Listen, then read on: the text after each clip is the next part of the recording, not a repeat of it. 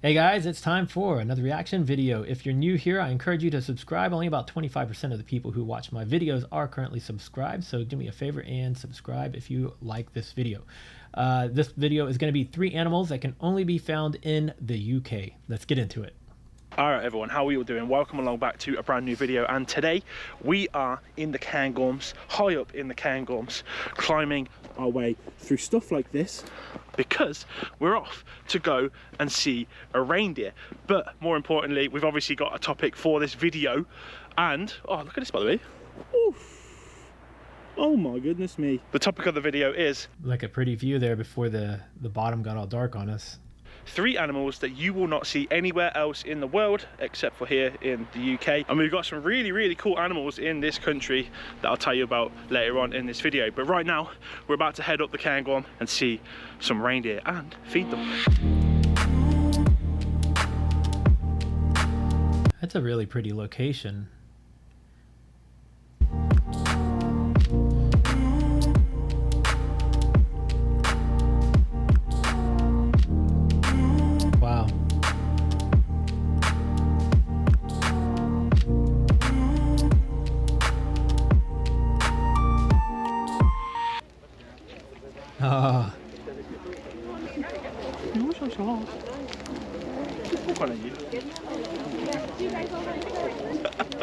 Reindeer. So how nice is that, right? You get to hand feed reindeer. It's really weird. It's crazy that they're tame enough to be feeding them like that with those racks on there. I'd be kind of fearful of them, you know, bucking you or something, but I guess if they're fed often enough, they must be tame. Like lips feel like it's just pure velvet, so it's so soft, and they haven't got a top set of teeth, so it's like bone, little teeth at the bottom, and it's just, you're in no like danger of being bitten or anything like that. So it's really cool, it's really cute, really like them.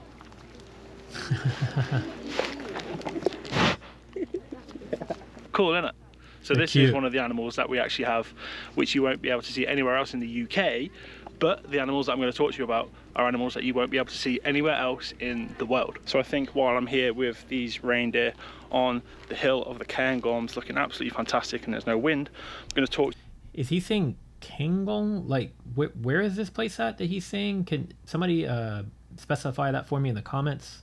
To you about number 1 on this list, and that is going to be the Scottish red deer. Now, Scottish red deer, like the reindeer, are mainly found in Scotland. There's a rough population size of about 300,000 to 400,000 of them just in here alone. Now, the Scottish red deer is a subspecies of the western red deer, which you can find around Europe, but the Scottish red deer shows a little bit of insular dwarfism. It's a little bit smaller than the western red deer, which basically means if you've ever...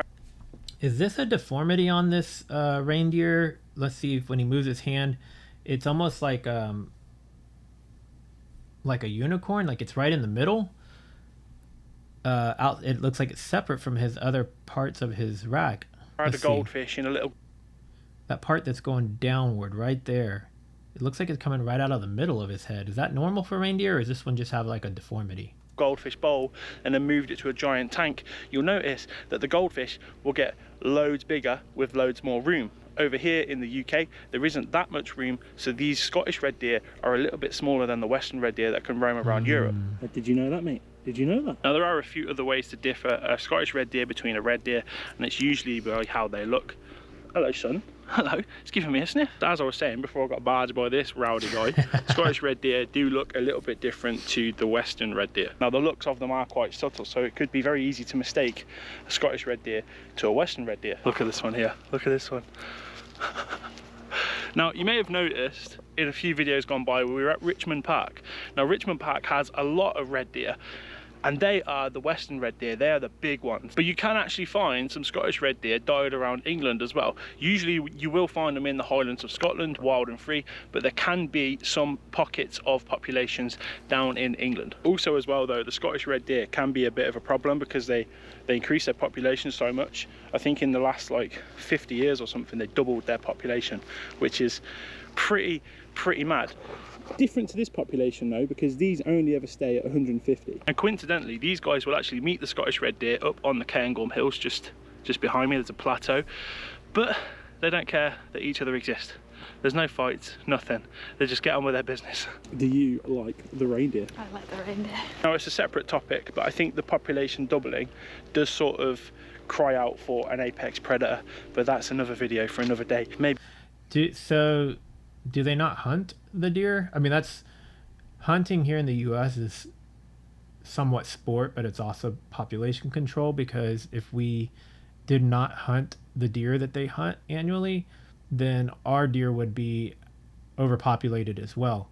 And then also, with it being sport, a lot of people will also process the meat, and they'll eat the meat. They might do something with the horns, and so there's a lot. It gets put to use, but a lot of it is population control. Maybe we need some wolves back. I'm not sure these guys would like that though. Hello, son. Look at you. It's pretty. Fabulous. It's really sad because I want to stroke these guys, but you're not allowed because, well, they don't like it, and well, it seems like a threat to them. They sort of, you know, like with your cat and your dog, they love it, right? They love being petted. Well, reindeer don't. Yeah, these guys actually hate it, and they see it as like a, why are you trying to fight me sort of thing, which is really sad because they're really soft. Come to the white one with me.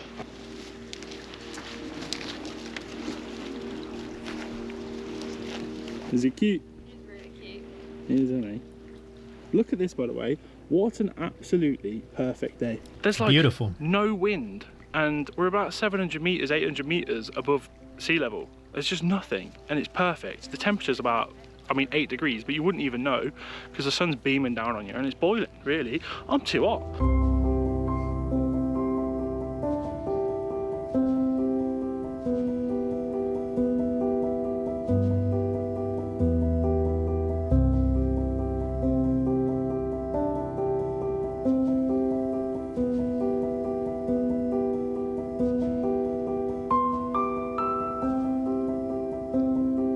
Oh, that one's really pretty.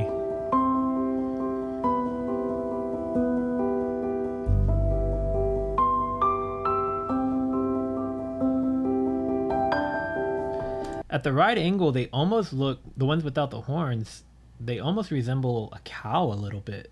Like the shape of the head and the hump here and the fur and stuff, they resemble a little bit of a cow.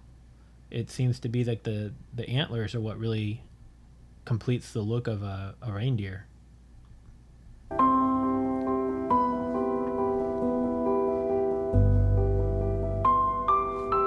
when I say they look like a cow, obviously it'd be like a young cow or a skinny cow, because cows are obviously much larger and their heads get much bigger.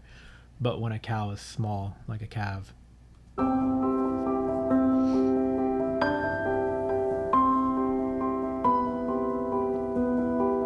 In this general vicinity around here with all the pine forests, you could, if you were very lucky, see the next animal on this list, and that is going to be the Scottish wildcat. Now, it's thought in Scotland there is only about 30 to 50 Scottish wildcats living wild and free, which is really quite a shame because once upon a time they actually used to inhabit all of Great Britain. But as time went on and as they were persecuted more and more, their population dwindled and their range dwindled as well. They used to be seen in the south of England, but recently, over time, that's gone north, north, north, north, north, right up to here in the Cairngorms, and this is really the only place where you might be lucky enough to see some. Now, the Scottish wildcat, it looks very similar to some of the domestic cats here in the US, like the markings of them. I don't know about size because it was hard to tell from the picture he put up, but the markings on the cat look very similar to some of our domestic cats. wildcat is another subspecies, but this time it's a subspecies of the European wildcat. The main difference between the Scottish wildcat and the European wildcat is the markings on them. Yeah, see this? This looks like a typical domestic cat here in the US. I mean, a little fluffier in some areas, but otherwise looks like a domestic cat we would have. Their fur is a little bit darker. Now, about 7,000 to 9,000 years ago, the Scottish wildcat became isolated over on Great Britain from the rest of continental Europe. Now, after much debate in the 1940s about the Scottish wildcat and was it really its own different thing, was it really its own separate subspecies, finally it was given the name Silvestris grampia. After where you can find it, which is like the Grampian Mountains. But maybe a little bit of good news, there are captive breeding programs trying to restore Sylvester Grampia. I wonder if Looney Tunes cartoons back in the day, if that's where the name Sylvester the cat came from, was from this. If anybody knows that, let me know in the comments. Or this population of the Scottish wildcat, but a problem they've got is the Scottish wildcat, it hybridizes with domestic cats, and that's a real big problem because it's losing its lineage through just normal cats, and that's rubbish, isn't it? But places like the Highland Wildlife Park, which is sort of over that way and a few miles away, they've had quite a few kittens born in recent years, and hopefully that population in... So what he was saying a moment ago about them mixing with domestic cats, I guess I wasn't too far off in stating that they look very similar to our domestic cats here. in the captive world increases enough that they can be re-released out into the wild of the Cairngorms and further afield Scotland. Look at you too. Oh, they're so beautiful. Oh yeah, also at the Highland Wildlife Park, I did get hissed at by a baby Scottish wildcat. It was really cute. Do you find it sad that you can't stroke a reindeer? Would you like to? Reindeer with a view. Yeah. Wow, that's a pretty... Sick. It doesn't even look real. Me? Look at this guy's antlers. They look wicked, don't they? So you might be able to see it, this bit here. It's got the velvet still on, and basically that's full of like blood and arteries and all that stuff. Like they can feel it, and as it gets to this time of the year after the rutting season, they don't need their antlers anymore. So the velvet will wear off, but they can feel it, so they'll usually scratch it against things as well. So they'll eventually scratch it off until you get something like this, which is just pure bone. And then towards the end of the year, the antlers will actually fall off. And then about March time, the antlers will start to grow back once again. And one of the reindeer herders up here was saying they've noticed in 1 week the antlers can grow about 3 inches. Wow. That is mad. 3 inches in a week. Did you enjoy that? I love them so much. They're so soft. They're nice. They're nice.